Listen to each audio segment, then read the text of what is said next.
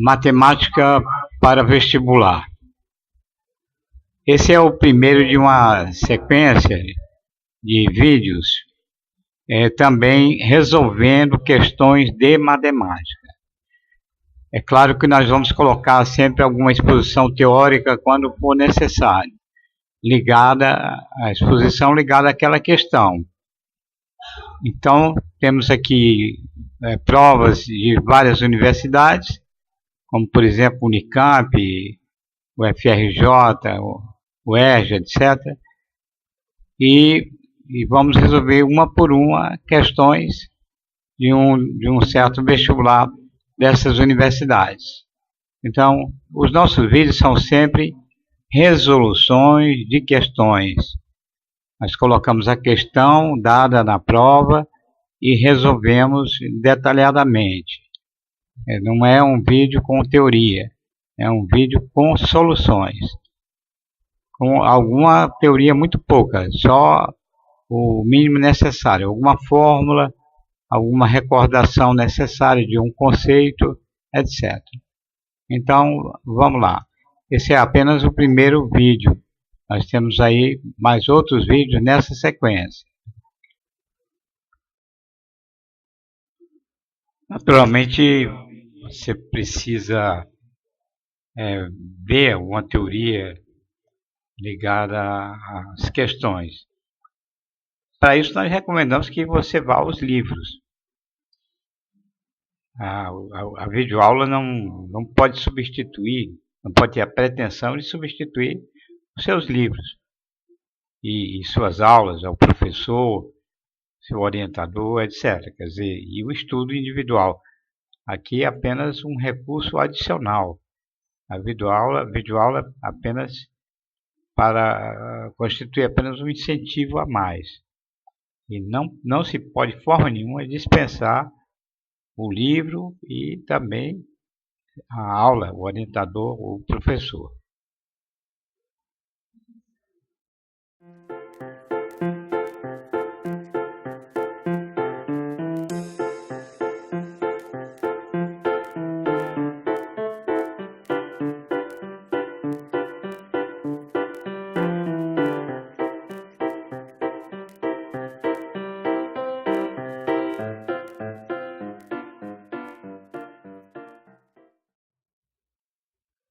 Questão 1.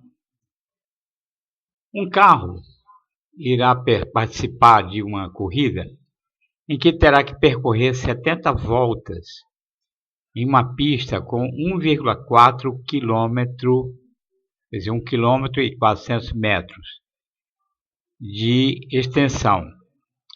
Como o carro tem um rendimento médio de 1,6 km por litro, e seu tanque só comporta 60 litros, o piloto terá que parar para reabastecer durante a corrida.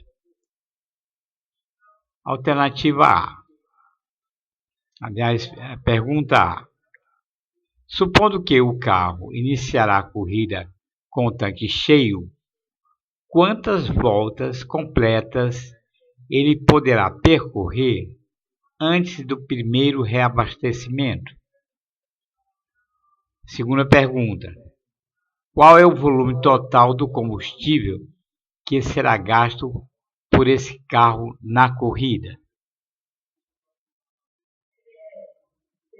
Bom, nós temos então dois questionamentos, né?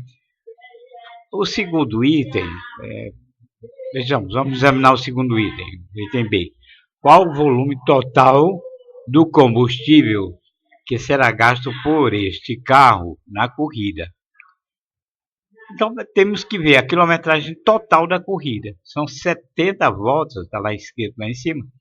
70 voltas, e cada volta tem 1,4 quilômetros. Então, 70 vezes 1,4 dá o total, a quilometragem total, né?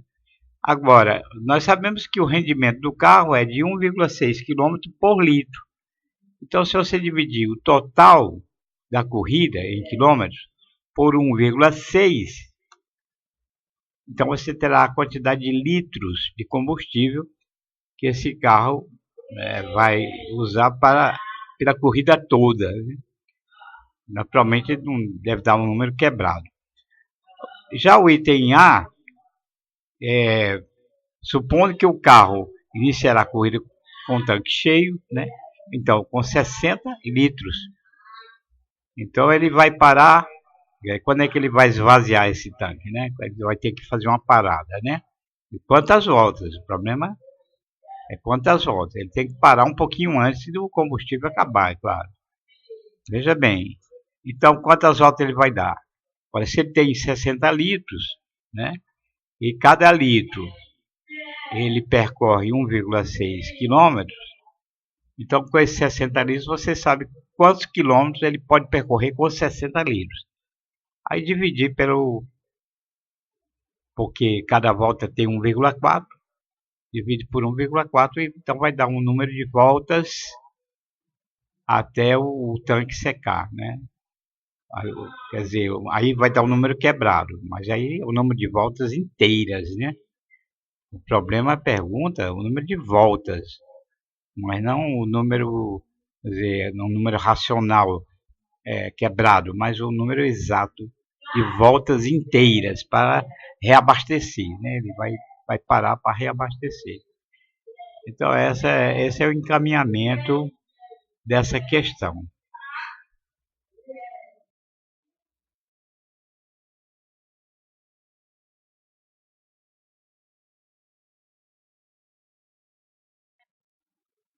Bom, pessoal, então vamos começar a solução pelo item A, né? A solução formal aqui na tela.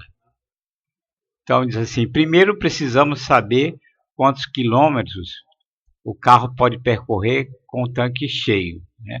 Ele quer saber quantas voltas o carro pode dar com um tanque cheio, né? Com um tanque, que é 60 litros, né? Isto é, com 60 litros. Para isso, precisamos de uma proporção. Na realidade, não precisava, porque se ele tem 60 litros e cada litro ele anda 1,6 quilômetros, é 1 quilômetro e 600 metros, então se eu multiplicar 60 por 1,6, temos 96 quilômetros, que é o que ele vai conseguir percorrer com um tanque de 60 litros. Mas também pode ser fazer uma proporção, como nós fizemos aqui.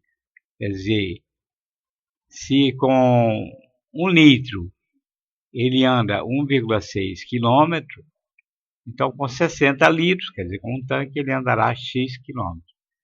É uma regra de 3 simples, direta, né?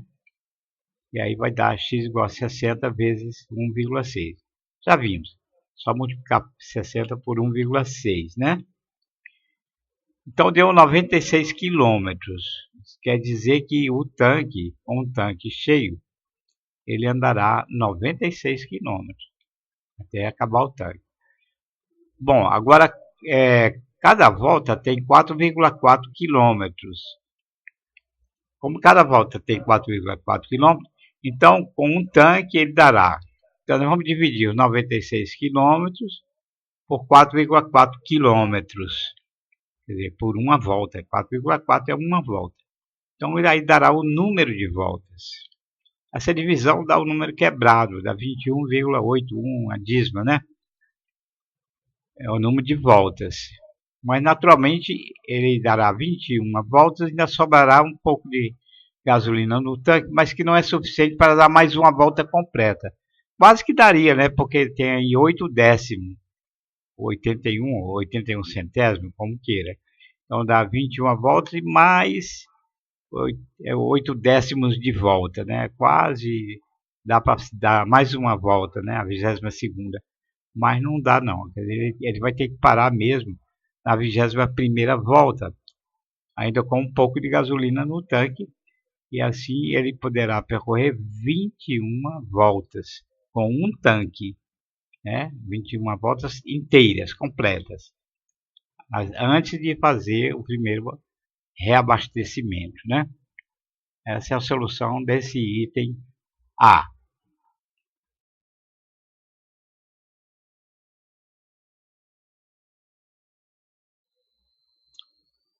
Bom, agora vamos ao item B, né? O que é que o item B perguntou? Quer dizer, o total de combustível que o carro vai usar na corrida toda.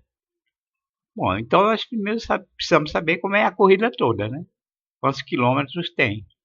Olha, se cada volta tem 4,4 quilômetros e são 70 voltas, então basta multiplicar, né? 70 voltas vezes 4,4 quilômetros. Então dá um total aí 308 quilômetros. Repetindo, como cada volta tem 4,4 quilômetros e o carro terá que dar 70 voltas dessas, então ele percorrerá no total, 70 vezes 4,4, que é igual a 308 quilômetros. Então, essa é a corrida inteira. Bom, mas a pergunta é quanto de combustível vai ser usado para percorrer esses 308 quilômetros? Bom, se cada 1,6 quilômetros gasta 1 litro, esses 308 quilômetros, cada 1,6 gasta 1 litro. Então, se eu dividir 308 por 1,6, eu vou achar a quantidade de litros, né? Porque cada 1,6 quilômetros, ou quilômetro, gasta 1 litro. Então, se eu divido 308 por 1,6, eu vou achar a quantidade de litros.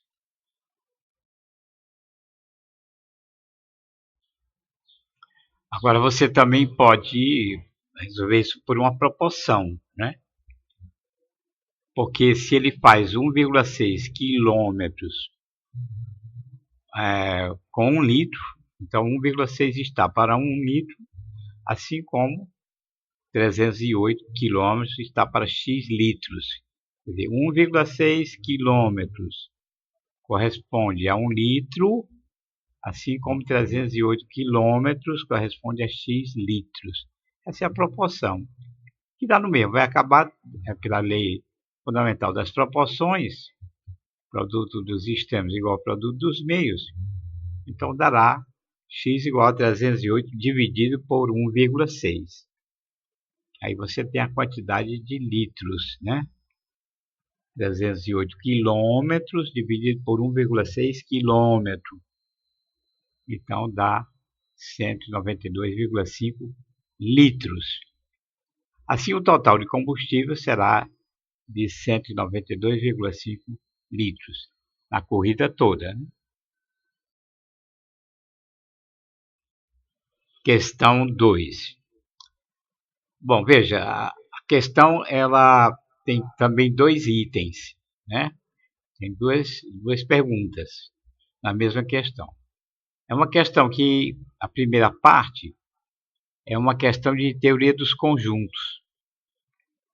E a segunda parte é uma questão de probabilidades. Então, você tem aí esses 2 assuntos que são abordados por essa questão. Trabalhar com diagramas de conjuntos e trabalhar com o conceito de probabilidade, né? Vamos ler a questão. Uma empresa tem 5.000 funcionários.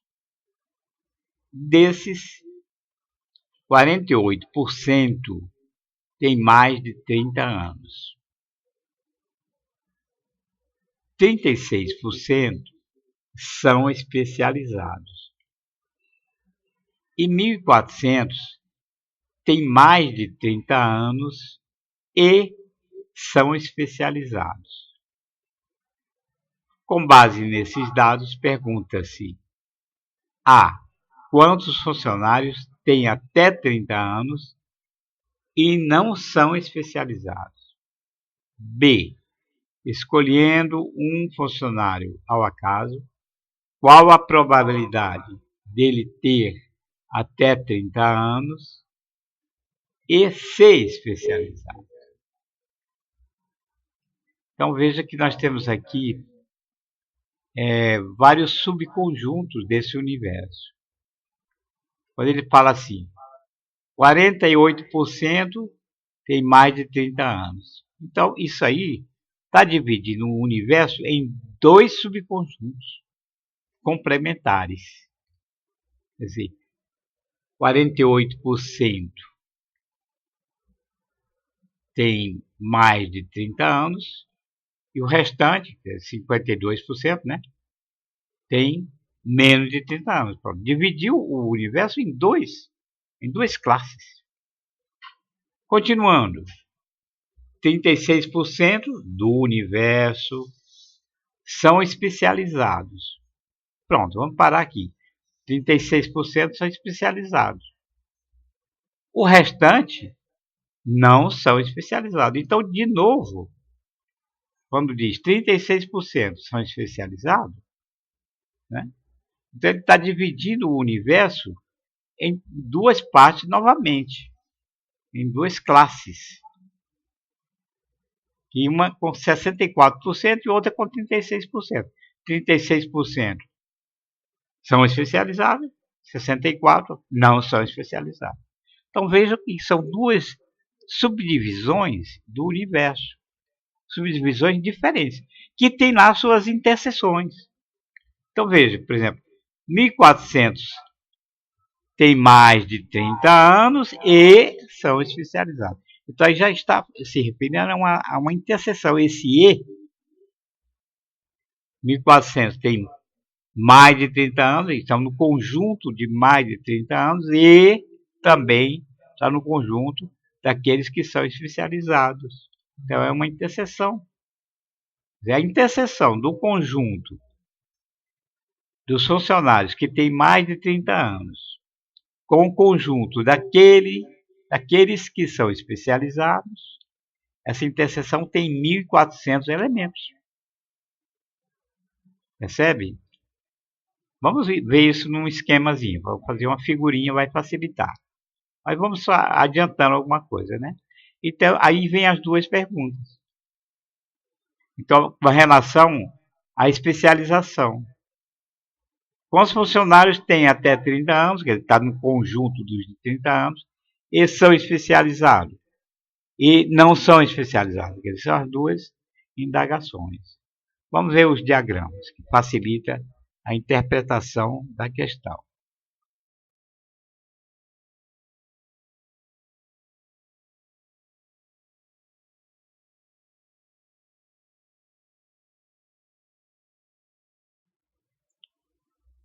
Veja que você sempre que for fazer uma solução, acompanhar uma solução, você pode fazer uma pausa e anotar, principalmente as figuras, os cálculos, valores, né?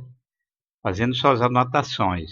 É importante, em cada questão, você pausar e reler a questão e procurar passar novamente, repetir, para acompanhar bem as soluções. Solução do item A primeiro, né?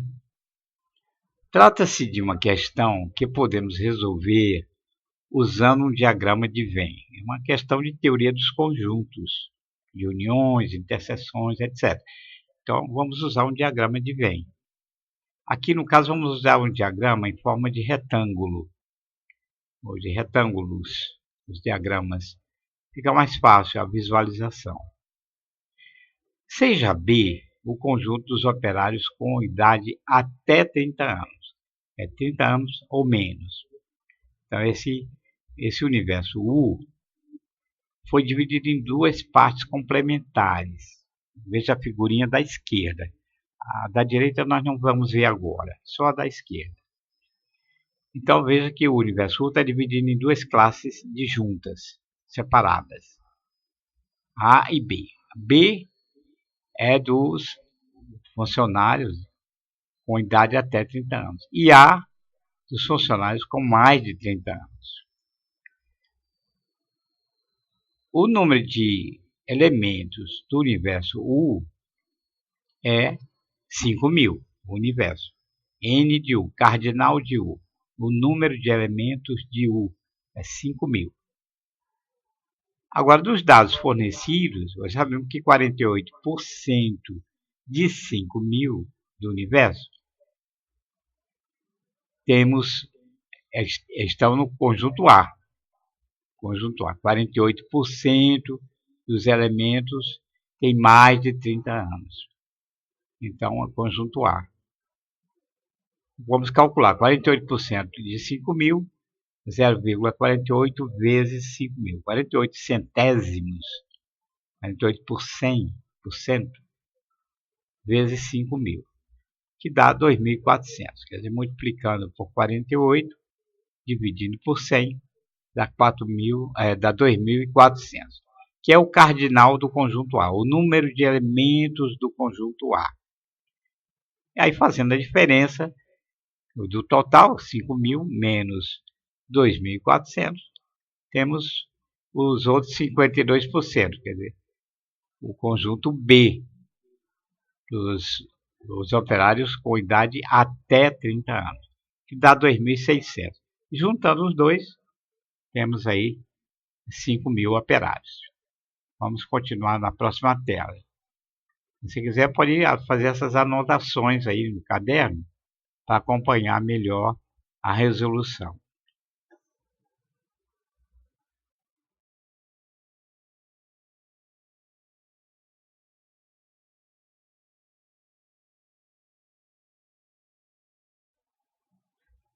Recorde que na tela anterior nós calculamos o número de elementos do conjunto B, que é 2.600, dos funcionários jovens, são 2.600. Agora, a questão faz duas perguntas relativas aos jovens, exatamente a esse conjunto B, aos que são especialistas e aos que não são especialistas. São as duas indagações do problema. Agora, os especialistas constituem um subconjunto do universo U. Então, esse retângulo que está dentro, agora na segunda figura, esse retângulo dentro do U, do universo, representa os especialistas, que, por sua vez, se divide em duas partes. Os especialistas mais antigos, com mais de 30 anos, conjunto D, e os especialistas mais jovens, conjunto C.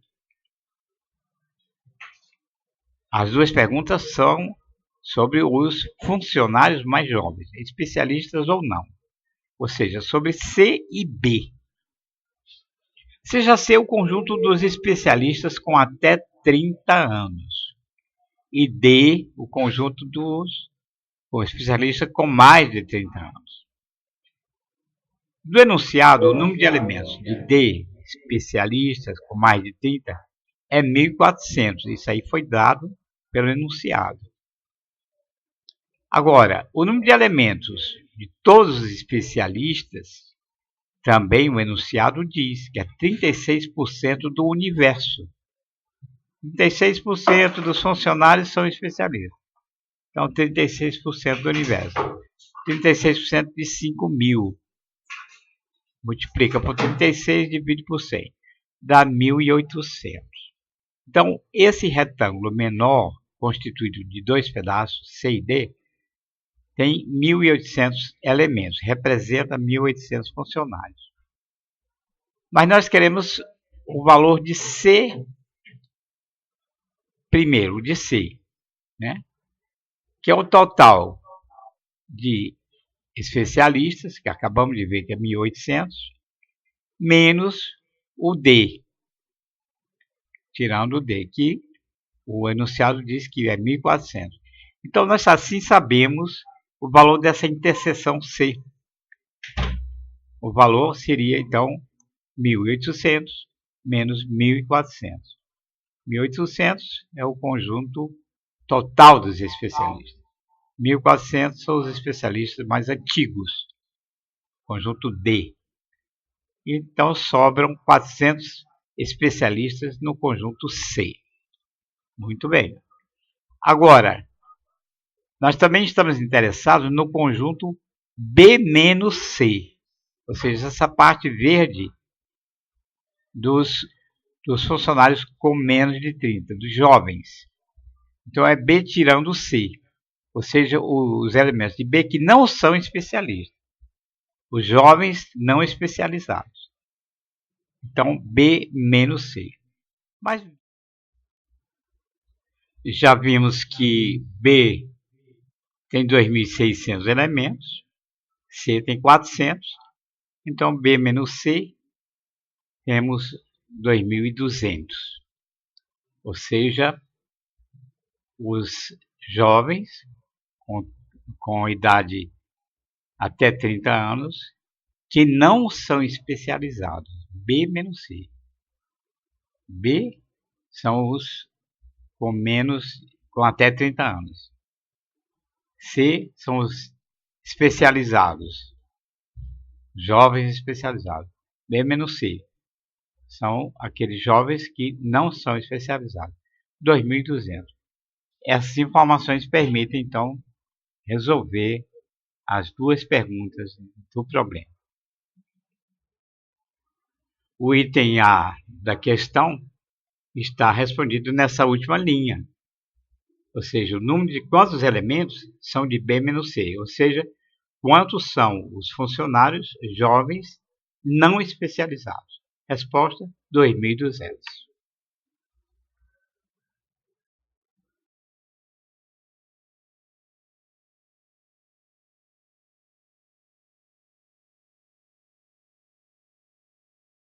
Solução do segundo item, item B.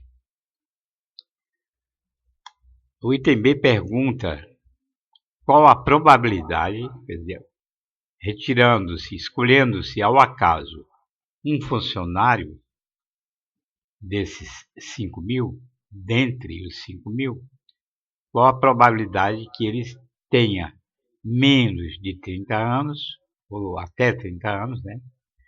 30 anos ou menos, e seja especializado. Então, qual é a probabilidade desse elemento pertencer ao conjunto C? Observe o diagrama. Escolhendo-se ao acaso.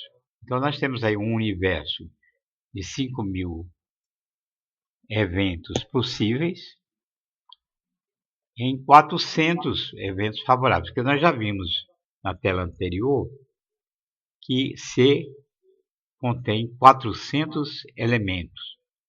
Existem 400 funcionários que têm até 30 anos e são especializados. Então, o espaço amostral, ou universo, tem 5.000 elementos, isto é, N de U igual a 5.000.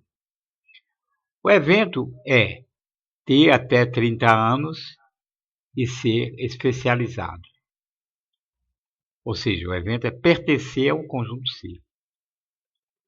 Ou seja, é o conjunto C, esse subconjunto do universo, cujo cardinal é N de C igual a 400. Isso já foi visto anteriormente.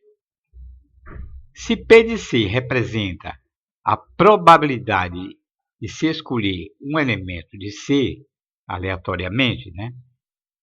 Ser escolhido um elemento de C dentre os elementos de U, então P de C é 400 em 5.000. Temos 400 chances favoráveis no universo de 5.000 possibilidades. Simplificando-se, dá 4 sobre 50, ou seja, 8 centésimos, ou ainda 8%. Então, esta é a solução do segundo item da questão.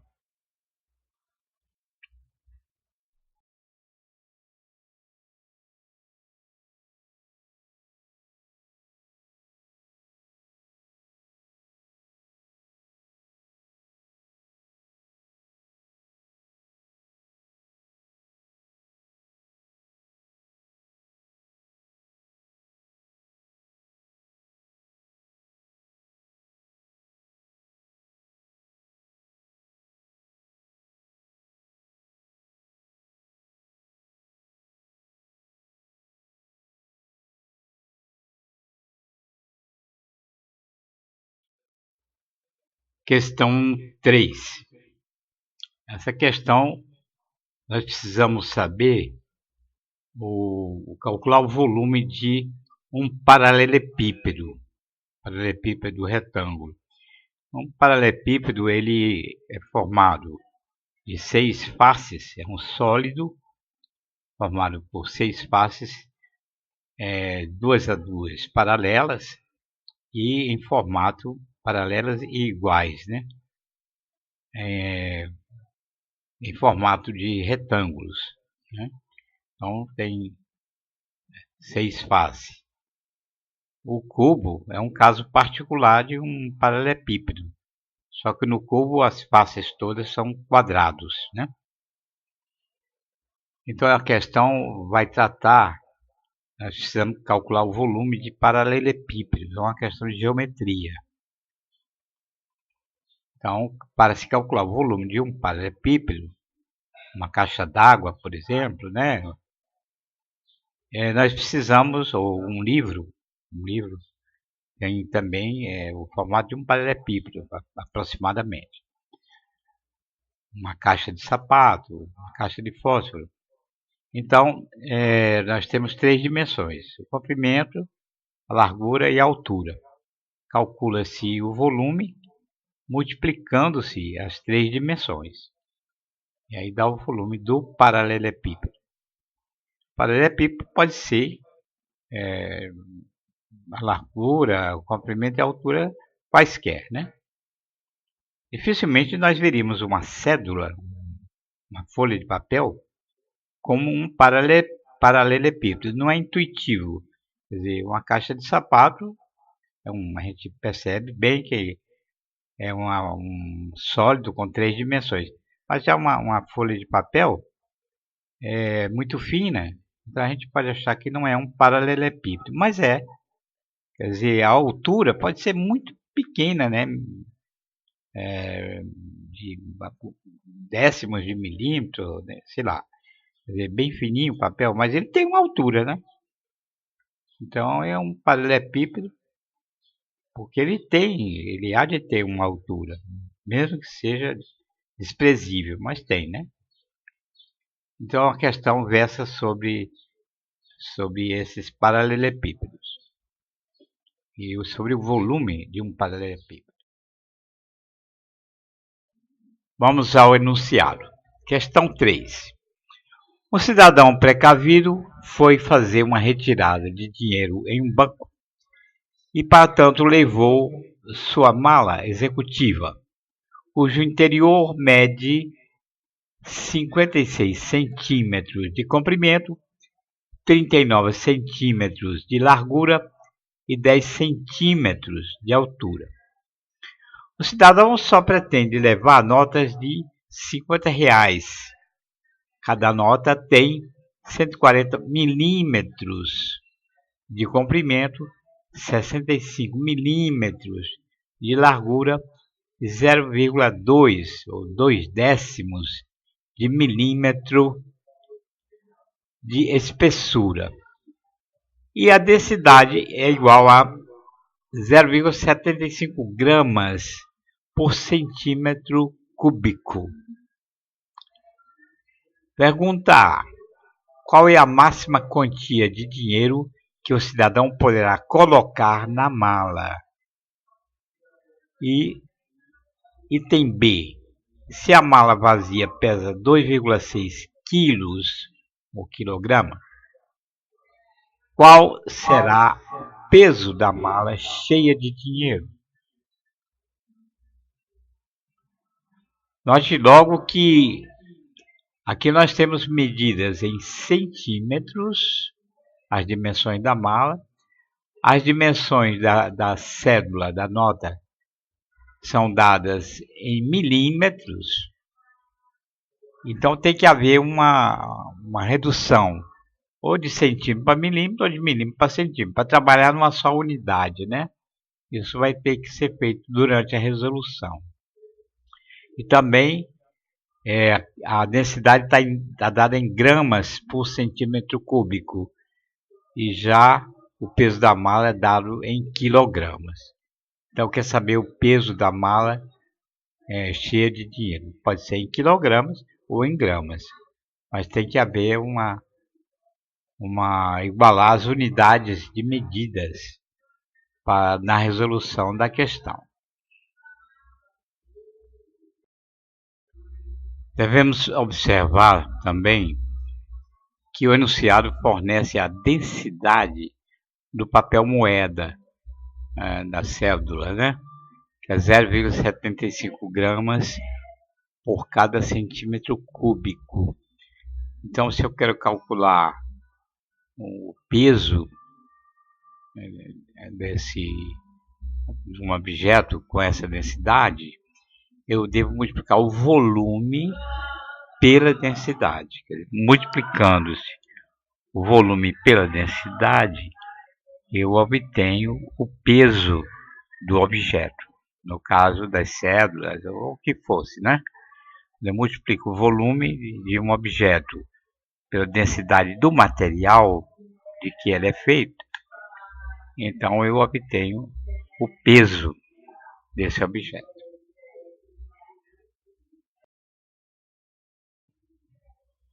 Observação.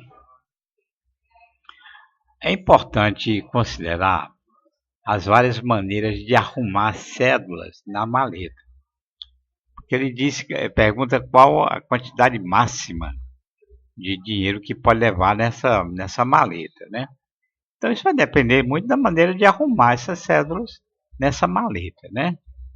Nesse caso, há uma arrumação maximal, uma arrumação ótima, pois o comprimento, por um acaso, um milagre, sei lá, o comprimento da maleta, que é de 560 milímetros, ou 56 centímetros, é divisível pelo comprimento de cada cédula. Imaginem, dá certinho, que é de 140 milímetros.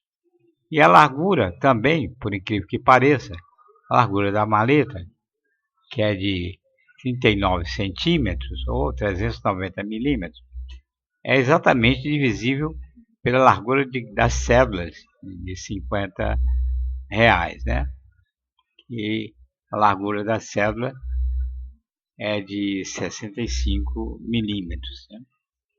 Isso permite, então, fazer uma arrumação bem justa e bem máxima, né? Maximizando a quantidade de dinheiro que pode levar.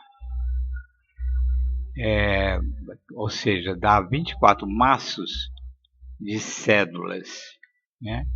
Nós não sabemos quantas células tem em cada maçozinho, né? A altura, vai depender da altura, né?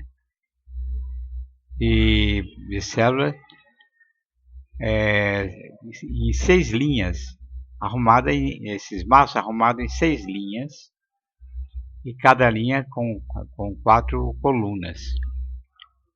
Cada linha tem 4 colunas, então dá 4 maços em cada linha, e 6 maços, aliás, 4 maços em cada coluna, e 6 maços em cada linha. Ou vice-versa, tanto faz. O que é linha, o que é coluna aqui, não interessa. Enfim, então, você tem, então, cabe aqui 24 maços, né? Solução. Primeiro, do item A. Deve responder a quantidade de dinheiro máxima que ele poderá levar na maleta. Já dissemos que isso vai depender da arrumação.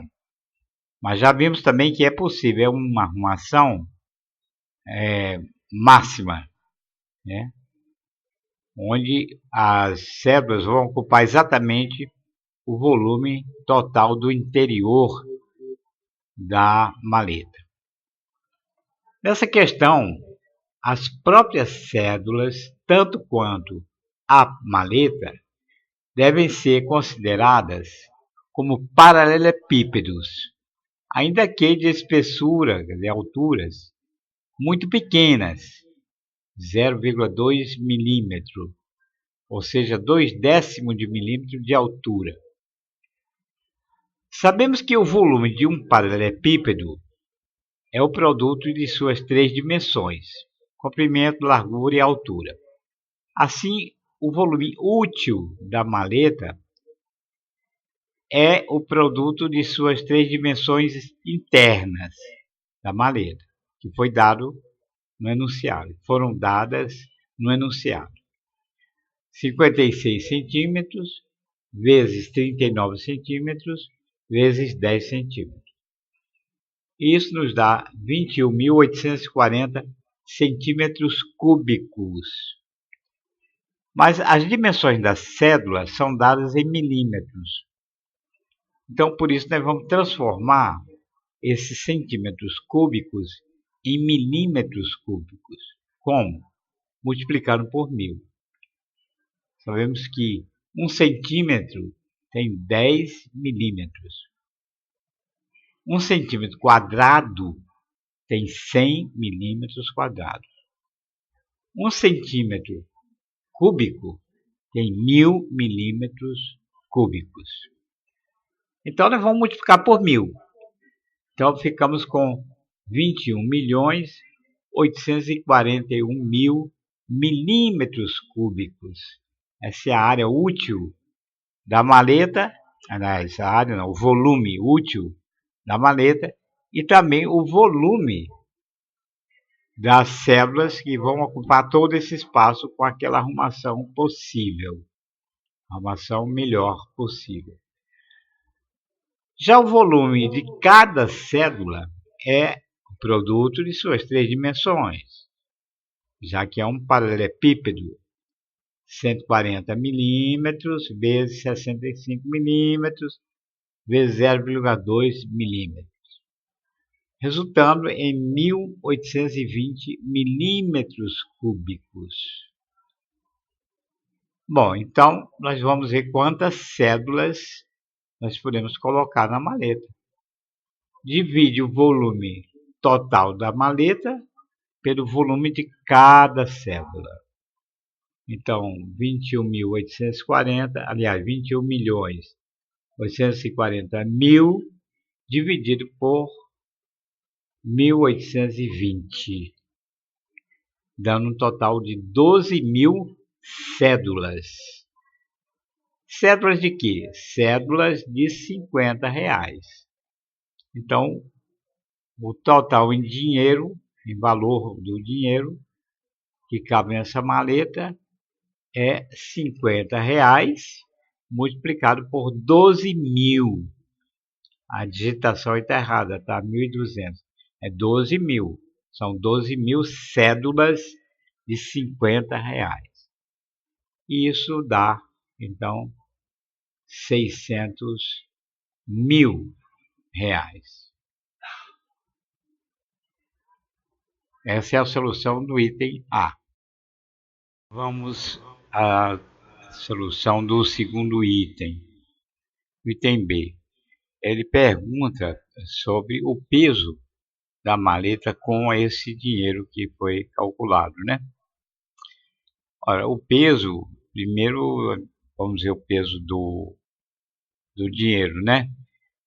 Quer dizer, para ver o peso de um objeto, nós temos que multiplicar a sua densidade pelo seu volume, né? Um volume feito por uma certa substância pode pesar X, mas se for feito por outra substância, pode pesar Y, porque isso vai depender da densidade dessa substância, né?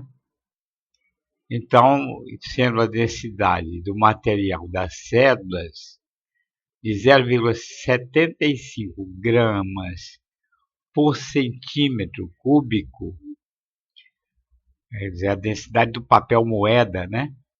Que é usado na fabricação das cédulas. Então, teremos um peso total das cédulas de, aí é só multiplicar o volume, 21.840 centímetros cúbicos, pela densidade, 0,75 gramas por centímetros cúbicos, né? Então, tudo está escrito em centímetros cúbicos. Então, isso vai dar 16.000 380 gramas, que é igual, aí é o sinal de igual, né? Não é o sinal de menos, é o sinal de igual, que é igual a, aí transformando grama em quilograma, né? Um quilograma tem 1000 gramas, então para passar de gramas para quilograma eu divido por 1000. Para passar de quilograma para grama eu multiplico por 1000, né? Então, 16.380 gramas dividindo por 1000 dá 16,38 quilogramas. Esse é o peso, então, do dinheiro, né? Agora, esse total de dinheiro, do peso do dinheiro, devemos ainda acrescentar o peso da mala, que foi dado no enunciado. O que resulta em quê? Nesse 16,38 quilos, mais o peso da mala vazia, que é 2,6 quilogramas. E isso dá, então, um total de 18,98 quilogramas, que é a resposta procurada, né? Então, aqui, essencialmente, é você saber calcular o volume, depois usar o volume multiplicando pela densidade para achar o peso desse volume, no caso desse volume de dinheiro. Então, esse foi o conceito aqui, foi o conceito de densidade, de peso, como se calcula o peso a partir de uma densidade e de um volume dado, né? Depois foi só acrescentar o peso da mala vazia. Bom, então essa é a solução da questão. Questão 5. Bom, pessoal, aqui nós temos uma questão um pouquinho mais complexa do que as questões vistas anteriormente, porque ela envolve simultaneamente vários conceitos, né? Nós vamos ver que ela envolve, por exemplo, o conceito de probabilidade, né? Ela faz uma pergunta sobre probabilidade, mas também envolve o conceito de divisibilidade. Essa questão mistura vários conceitos, né? Nós precisamos saber qual é que o número é divisível por 4. Qual é que o número é divisível por 15.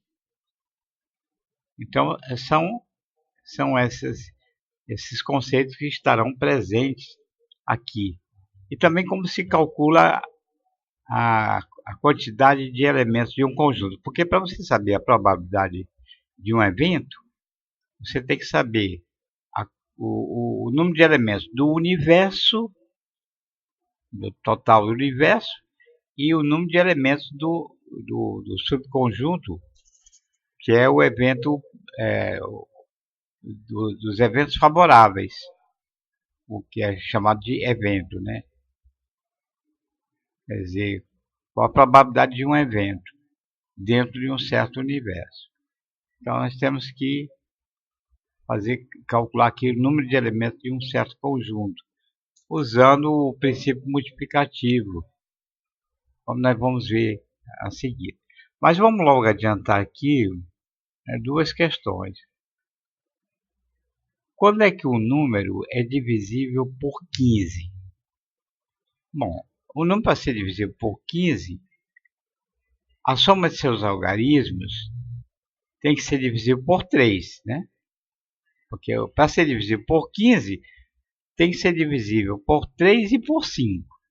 Então, ele pode terminar em 0 e 5, ou 5, né? Pode terminar 0 em 0 ou terminar em 5. Bom, aí ele já vai ser divisível por 15, né? Por 5, né? Agora, ele tem que ser divisível por 15 na questão aqui. Então, ele tem que ser divisível por 3 também. Então, ele tem que ser divisível por 3 e por 5. Agora, o número é divisível por 3 quando? Quando a soma de todos os seus algarismos dá um número divisível por 3. O número é divisível por 3 nessa situação. E quando é que o número é divisível por 4? Também essa questão exige esse conhecimento. O número é divisível por 4 quando os seus dois últimos algarismos formam um número divisível por 4. Ou então terminar em 00. Se um número que termina em 00 é divisível por 4. Um número que termina em 04 também. Um número que termina em 40 também. Um número que termina em 44. Um número que termina em 12, ele é divisível por 4, né? Ou o número que termina em 20 é divisível por 4, porque o número 20 é divisível por 4, né? O número que termina em 28, os outros algarismos não interessam, mas se ele termina em 28, ele é divisível por 4. Então vamos ler a questão, né? Vamos lá, pessoal. Parece complicado, mas nós vamos ver que, no fundo, a gente pensando direitinho, a gente resolve, né? Então, seja S o conjunto dos números naturais, cuja representação decimal é formada apenas pelos algarismos 0, 1, 2, 3 e 4. Portanto, formado por esses 5 algarismos e só por esses 5 algarismos. Seja x o número 2 bilhões 34 milhões 132 mil 100 e não sei o que. Então, um número de 10 algarismos pertencente a S. Vamos supor que x pertence a S. Quer dizer, ele só pode ter algarismos 0, ou 1, ou 2, ou 3, ou 4. Até aqui, até a casa dos milhares, ele só tem algarismos de 0 a 4, né? Essas duas últimas casas, da dezena e da unidade, tem que ser, pode ser 0, 0, pode ser 1 e um 3 e um 0, um 2 e outro 2, um 2 e um 4, enfim, não sabemos, né? Nós não sabemos. Então, nós estamos supondo que esse x pertence ao conjunto S, né? De 10 algarismos, cujos dois últimos algarismos têm igual probabilidade de assumir qualquer valor inteiro de 0 a 4. Portanto, a probabilidade de ser 0 e 0 é a mesma que a probabilidade de ser 0 e 4, ou 4, 4, ou 4, 1. Quer dizer, as probabilidades são iguais.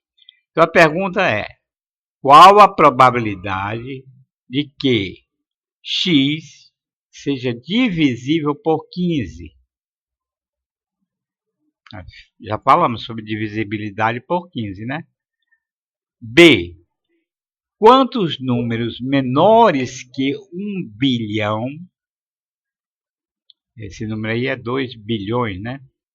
Quantos números menores que 1 bilhão e múltiplos de 4 pertencem ao conjunto S? Quer dizer, esse número que está lá em cima, ele não está nessa condição. Ele não é menor que 1 bilhão, né? Ele começa com 2. Para ser menor que 1 bilhão, ele teria que começar com 0. No lugar daquele 2 lá em cima, aquele primeiro 2 lá, teria que ser 0, porque aí, senão ele seria maior que 1 bilhão, né? Se fosse 1, então seria 1, mesmo que todos os outros fossem 0, seria 1 bilhão. Não seria menor que 1 bilhão. Então, quantos números menores que 1 bilhão e múltiplos de 4, ainda tem essa, pertencem ao conjunto S. Observe que, interessante observar, que no item A, temos a pergunta, qual a probabilidade de que x seja divisível por 15? Então, o universo dessa probabilidade não é o conjunto S. O conjunto S é infinito. Nós temos uma infinidade de números que podem ser escritos com esses algarismos. Imagina, só o algarismo 0 e 1, nós podemos escrever uma infinidade de números. Toda a informática, o sistema de computação é baseado apenas nesses dois algarismos, 0 e 1. Então, tem uma infinidade de possibilidades. Então, aqui é com 0 até 4, né? São 5 algarismos. Então, não é o universo dessa probabilidade, do item A, não é o universo S, não é o conjunto S. É um universo mais restrito. Nós temos que ver qual é esse universo e calcular a quantidade de elementos dele. Depois ver quais são os elementos favoráveis, os eventos favoráveis, porque os números desses aí que são divisíveis por 15, né? E aí já vimos alguma indicação. Então, essa restrição do universo é interessante observar no item A, né? Depois, também temos aqui que fazer um cálculo no item B, quantos números menores que 1 bilhão. Então, já dissemos que esse número não pode começar com 2 nem com 1, teria que começar com 0. Ou seja, é a mesma coisa que dizer que eles não têm 10 algarismos, mas apenas 9 algarismos. Então, são todos os números de 9 algarismos múltiplos de 4, né? Desse conjunto S. Essa é a pergunta.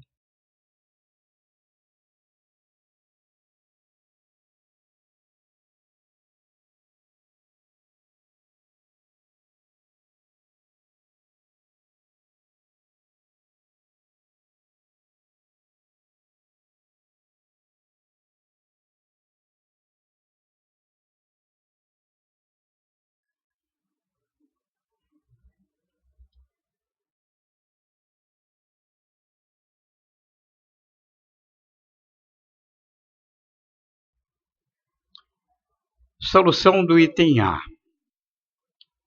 Pelo enunciado, S é o conjunto dos números naturais cuja representação decimal é formada apenas pelos algarismos 0, 1, 2, 3 e 4. Então, todos os números formados por esses algarismos. É claro que S, então, é um conjunto infinito. Tem uma infinidade de elementos. E X é esse número que está aí nessa tabela.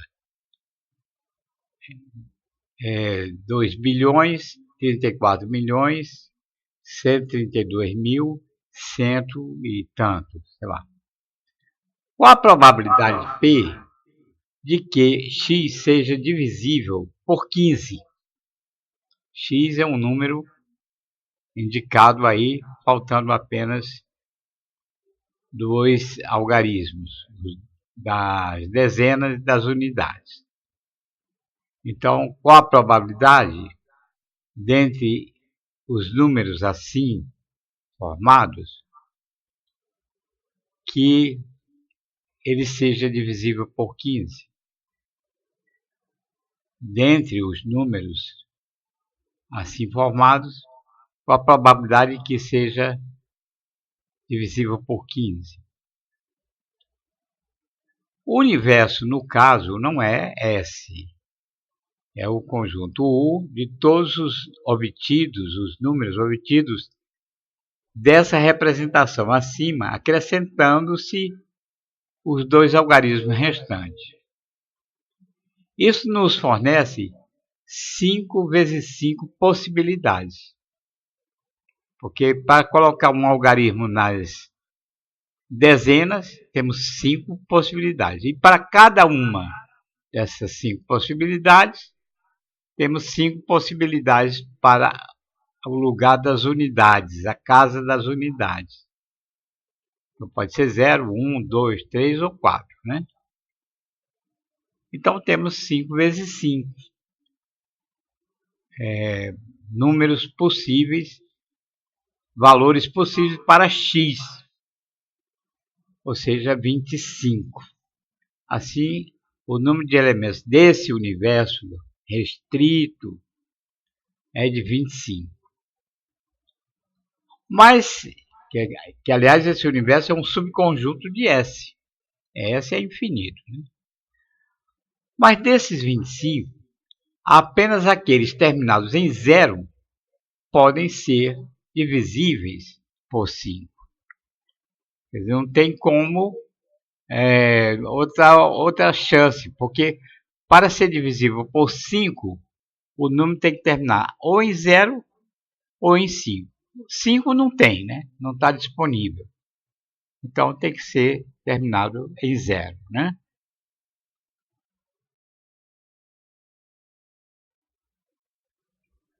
Bom, continuando. Agora o número também tem que ser divisível por 3, para ser divisível por 15, né? Por 3 e por 5. Por 5 é só colocar um 0 na casa das unidades. Bom, agora o número é divisível por 3 quando a soma dos seus algarismos dá o número divisível por 3, né? A soma dos algarismos dados para x é 16. Pode somar 2 mais 0, mais 3, mais 4, etc. Então dá 16. Para que seja divisível por 3, esse x, é preciso que o penúltimo elemento, que é o que está faltando das dezenas, o penúltimo algarismo seja 2. É a única chance que tem. Porque 16 mais 2, 18. Aí é divisível por 3. O outro seria 5. 16 mais 5, 21. Também divisível por 3. Mas 5 não tem. Nós não dispomos do algarismo 5. Então, só o 2. Então, fica o 2 nas dezenas e o 0 nas unidades.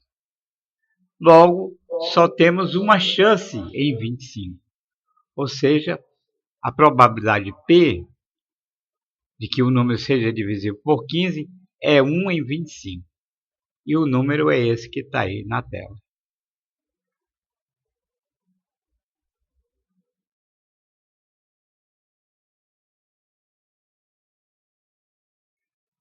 Bom, pessoal, vamos ao item B, né? O item B quer saber o seguinte: quantos elementos do conjunto S são menores que 1 bilhão e são divisíveis por 4? Quantos são? Bom, menores que 1 bilhão, então é um conjunto finito, né? S é um conjunto infinito. Agora, os menores que 1 bilhão, aí é um subconjunto finito. Agora, com outra restrição ainda, menores que 1 bilhão e divisíveis por 4. Veja, do conjunto S, números formados apenas pelos algarismos 0, 1, 2, 3 e 4, só. É um subconjunto dos números naturais. Subconjunto. Bom, para ser divisível por 4, o número tem que ter uma terminação divisível por 4. Quer dizer, os dois últimos algarismos devem formar um número divisível por 4, não é isso? Então, quais são as possibilidades de terminação? Bom, pode ser 0, 0, pode ser, veja ali embaixo, na terceira linha de baixo para cima, 0, 0, 0, 4. Então, começaram em 0, né? 0, 0, 0, 4. 0, 3 não é, 0, 2 também não serve. 0, 0, 0, 4. Começado por 1, pode ser 1, 2, que é 12, né? É divisível por 4. E não tem mais outra chance. Começado por 2, tem um 20, que é divisível por 4, né? 5 vezes 4, 20. O 20 e o 24, né? C vezes 4, 24. Começado por 3, tem o 32 só. Começado por 4, você pode ter o 40 e o 44. Então, esses números, 00, 04, 12, 20, 24, 32, 40 e 44, são as únicas dezenas divisíveis por 4, né? Com esses algarismos, com esses 4 algarismos, 5 algarismos. 0, 1, 2, 3, 4. Bom, então isso aí vai interferir na solução, né? Então, os números de S que são menores que 1 bilhão, 1 bilhão 1 seguido de 9 zeros, vão de quanto? De 0, que é 0, 0, 0, 0, 0, 0, 0, 0, 0 e 0, 0, 0, né? Até 4, 4, 4, 4, 4, 4, 4, 4, 4. Esse é o último, antes de 1 bilhão, dentro do conjunto S. Os números formados apenas por esses algarismos. Quer dizer, depois desse 444 milhões, 444 mil, 444, vem exatamente o 1 bilhão. É o que se segue dentro desse conjunto formado por esses algarismos. Veja bem. Então, quantos números, na realidade, no total, né, sem considerar que é divisível por 4 ou não, no total nós temos quanto? 5 elevado a 9 números. São 5 posições, cada posição, aliás, são 9 posições, cada posição tem 5 possibilidades. Então, 5 possibilidades nas unidades, 5 nas dezenas, 5 nas centenas, etc. Então dá 5 elevado a 9 número total, né? Os números menores que 1 bilhão, tá aí. Quantos são os números menores que 1 bilhão do conjunto S? 5 elevado a 9. Só multiplicar, calcular 5 elevado a 9. Mas para que um número desses aí seja múltiplo de 4, ou divisível por 4, é preciso que os seus dois últimos algarismos formem um número divisível por 4. Aí só temos aquelas 8 possibilidades, não é isso? Só temos 8 possibilidades.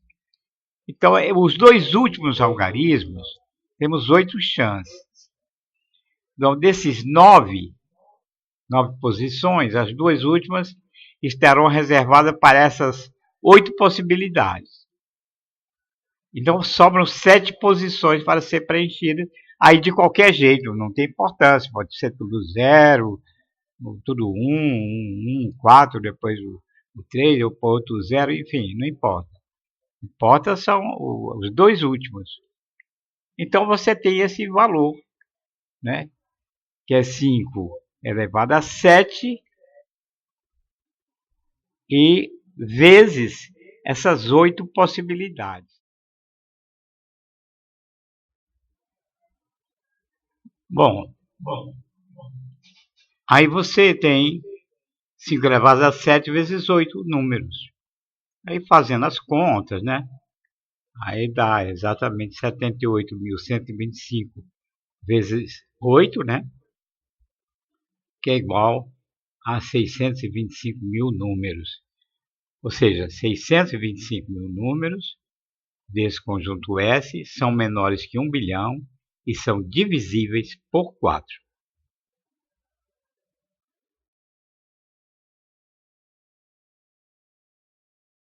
Bom, aqui então nós terminamos esse primeiro vídeo com essas questões de matemática, de vestibulares, né? Escolher de vestibulares. No próximo vídeo nós vamos continuar ainda com questões da Unicamp ainda.